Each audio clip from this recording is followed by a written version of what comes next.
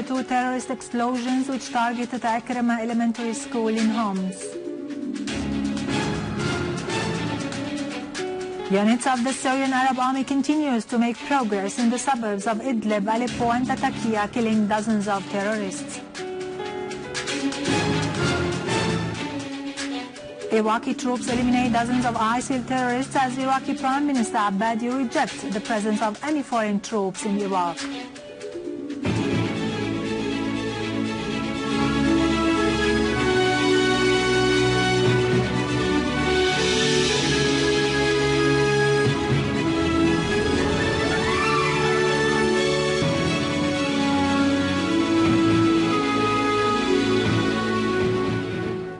Good afternoon, ladies and gentlemen. I'm Irado Krikorian from the News Center in Damascus.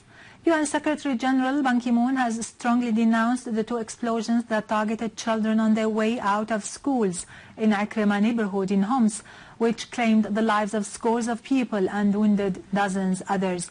In a statement, Ki-moon condemned the terrorist crime as representing the utmost form of barbarism, offering his condolences to the families of the victims. He reiterated his call for the end of violence and his appeal on all Syrian, regional and international sides to double their efforts to end the crisis in Syria and reach a political solution that has been long awaited. Ironically, the kind of moderation Washington defends and supports represented in the so-called moderate opposition has maliciously committed the massacres in Khan al-Assal and Eastern Ghouta and the vaccinations scandal in Idleb and Hama countryside, and now unscrupulously killed children in Akrama school in Homs. The tears shed by this child and other children of Akrama al-Makhzoumi school and the children of Syria in general represent a mini picture of the kind of moderation Washington and its allies are seeking to support. It is that kind of moderation that has been outlined by Washington's so-called creative chaos policy, which former American Secretary of State Condoleezza Rice initiated and paved the way for her successors to try to implement on the ground, to end up in creating the kind of Islam that suits Washington's interests, as former American CIA Director James Woolsey noted. And if we succeed in freeing Iraq, and then begin to turn our attention to the Syrias and the Libyas and the other rogue states and exert pressure for them to change, the Saudi royal family and the Mubarak regime will come to us and they'll say, we're very, very nervous. And our response should be good. We want you nervous. We want you to realize that now, for the fourth time in 100 years, this country and its allies, its democratic allies, are on the march. This so-called moderate opposition is apparently designed according to the wishes and requirements of Washington and its allies. It is a so-called moderate opposition that unscrupulously killed children in Eastern Ghouta, maliciously killed citizens and army personnel in Khan al-Assal, scandalously committed the vaccinations massacre against the children of Syrian Idlib and Hama countryside, and now ruthlessly killed the children of Akrama school in Homs. It is this kind of moderation that is defended and protected by the U.S. representative to the UN, Samantha Power, who does not hesitate to reiterate her country's support for the terrorist organizations that are backed by the so-called moderate opposition.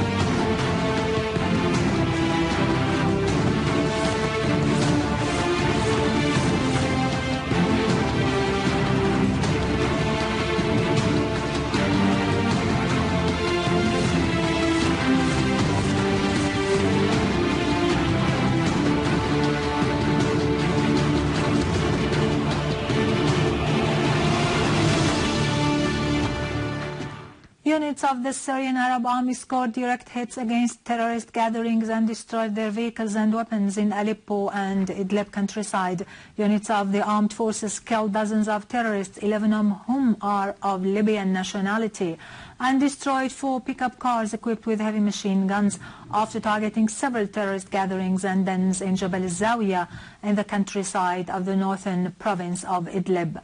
The Syrian Arab Army also attacked terrorist groups in Abu Duhur area, killing and wounding scores of them.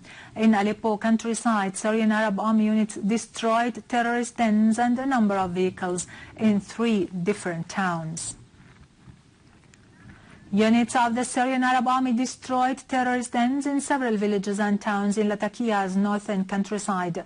A military source pointed out that the Syrian Arab Army units destroyed their hideouts and dens in several areas and inflicted heavy losses upon them. Despite attempts by terrorists to target Aleppo citadel and its historical monuments, the citadel is still immune to any threat thanks to the heroic efforts exerted by the Syrian Arab Army in defense of the citadel. Our news camera entered the historical site and documented the crimes of the terrorist groups.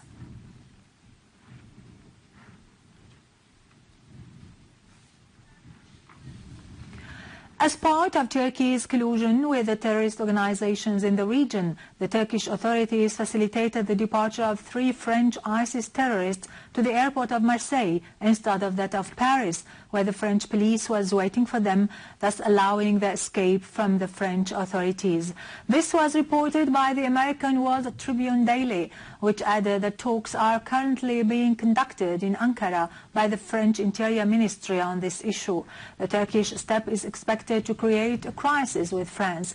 It is new evidence about the support offered by the Turkish authorities to the terrorists to facilitate their return to their countries despite their knowledge of the danger they pose to those states amidst concerns over the crimes they would possibly commit there, similar to those they committed in Syria and Iraq.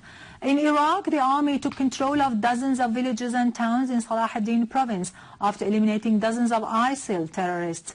In Ad-Dulu'iyya district south of Tikrit, dozens of terrorists were killed and 8 vehicles were destroyed following airstrikes by Iraqi fighter jets which targeted their positions in cooperation with local leaders, killing at least 14 terrorists, including the terrorist responsible for kidnapping soldiers in As-Saqlawiyya camp north of Fallujah. Meanwhile, more than 1,000 fighters joined the resistance in the fight against ISIL terrorist group in Al-Mosul, as the Ala tribes announced readiness to join the fight against the terrorist group. Meanwhile, the Iraqi Prime Minister Haidar al-Abbadi rejected the existence of any foreign troops in Iraq, pointing out that Iraq refuses the presence of any foreign soldiers on its soil, stressing that his country does not need any foreign ground troops to defeat ISIL group. In an interview with the CNN, al-Abbadi emphasized that Iraq expects Turkey to prevent foreign fighters from infiltrating into Syria and Iraq, adding that it should stop the smuggling of oil by ISIL across Turkey to be sold in cheap prices. Al-Abbadi reiterated the importance of combating terrorism by targeting ISIL terrorists inside the Iraqi territories.